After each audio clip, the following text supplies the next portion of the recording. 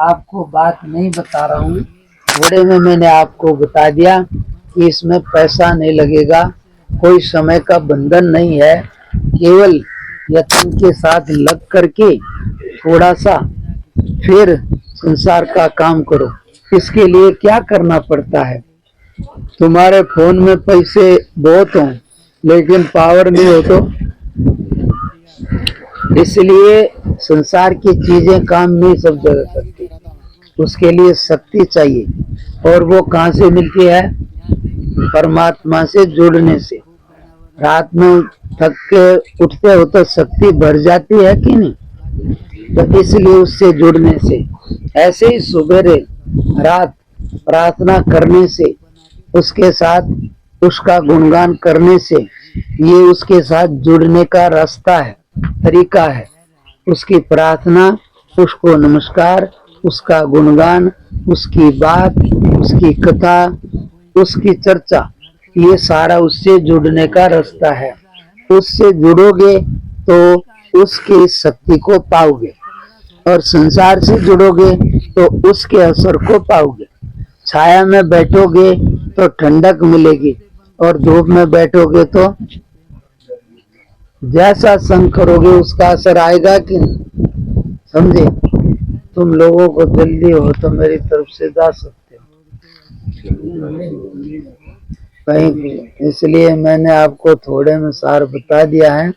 आप, क्योंकि मैं ज्यादा किसी को वो नहीं करती। हाँ, तुम्हें शांति से बैठना है, कुछ करना है, तो अभी मैं आपको जो भी तुम करते हो करने का तरीका बताता हूँ, इसको ध्यान से सुन लेना, और घर में इसको करने का, ये इसमें क्या है अभी मैं आपको सुनाता हूँ, ध्यान से सुनना। और फिर तुम्हारे बच्चे भी हैं, पढ़ने वाले भी हैं, उनसे ये प्रार्थना सुनना। बच्चों से सुनोगे तो उनका भी भला होगा और तुम्हारा भी भला होगा। इस प्रार्थना को तुम करो या बच्चे करें, जो भी करेगा वो बढ़िया पास होगा और उसका काम अच्छा हो जाएगा। इसलिए इसको लेकर के बोलेंगे कि अपने आप जो मन है वो संसार की चीजों में जाएगा। इसलिए उठ कर के सुबेरे बिस्तर पर ही पहले भगवान का स्मरण करना, फिर उसका थोड़ा आराम से नमस्कार करके और अपना कार्य शुरू करना। नहा धो के 2-4 मिनट निकालना कोई बड़ी बात नहीं है। थोड़ी बहुत देर बैठोगे, प्रार्थना करोगे, तो ये कमाई ऐसी है जो कि तुम्हारी हर एक जगह मदद करेगी। और बाकी संसार की कमाई थोड़ी दूर तक काम करती है, हर एक जगह नहीं करेगी, समझे। इसलिए ये प्रार्थना की किताब है, ये रखने का। इसके बाद ये है, इसमें मैं आपको सुनाता हूँ, ध्यान से सुनो।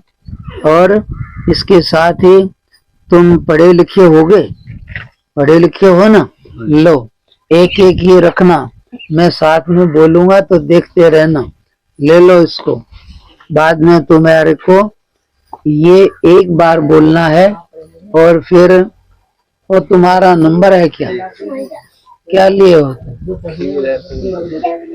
अभी तो जगह नहीं है, रख लो चुपचाप, इधर छाया में रख लो, बस यहीं पर रख लो।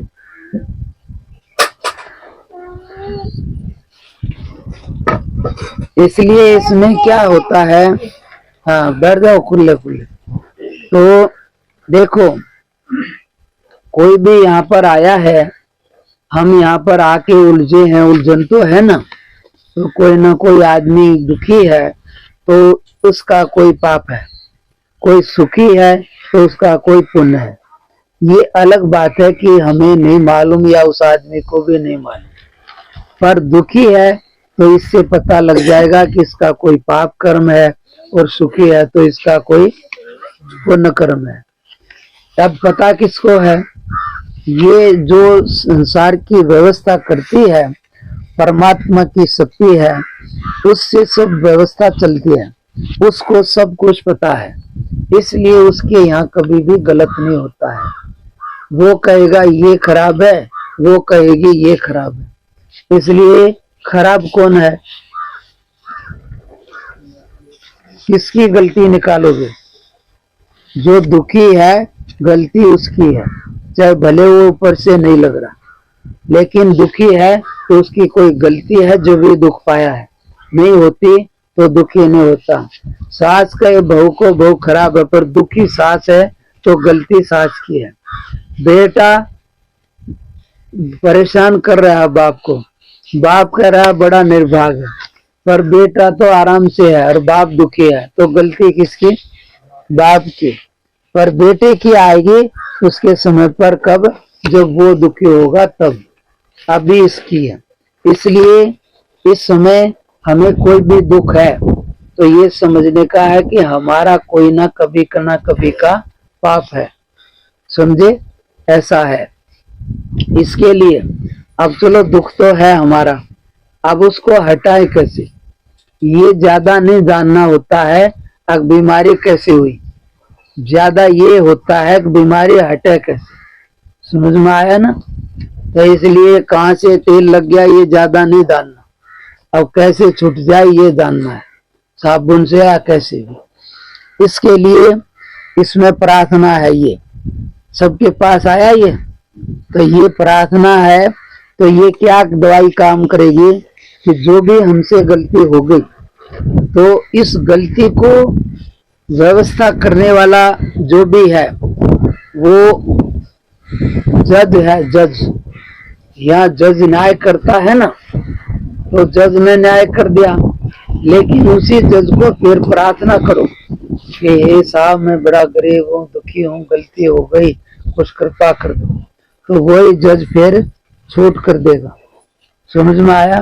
तो इसलिए ये प्रार्थना इसलिए है कि परमात्मा सर्वनियंता है, सर्वोपरि है, इसलिए उससे अपनी गलती की क्षमा मांग के प्रार्थना करोगे तो कुछ छूट हो जाएगी, और क्षमा मांग के फिर उसका नाम लोगे तो इससे तुम्हारा भजन का बल बढ़ जाएगा। हनुमान जी जो है ना, वो एक बार भीम से भेंट हो गई, उसने कुछ कुछ कहा, बोला नहीं मेरे को कुछ नहीं चाहिए, फिर भी वो बोले चलो तू मेरा छोटा भाई है तो मैं तेरा एक काम करूंगा, क्या? कि जब तू लड़ाई लड़ेगा और गरजेगा तो उस समय में पीछे से तू माइक में बोलेगा तो मैं आगे धुत्तों का काम करूंगा। उसमें आवाज बहुत बढ़ जाती है। समझ में आया? यानी कि यहाँ धीरे से बोलेंगे और वहां बहुत बढ़ जाएगी, इसलिए जब तू गरजेगा तो मैं तेरे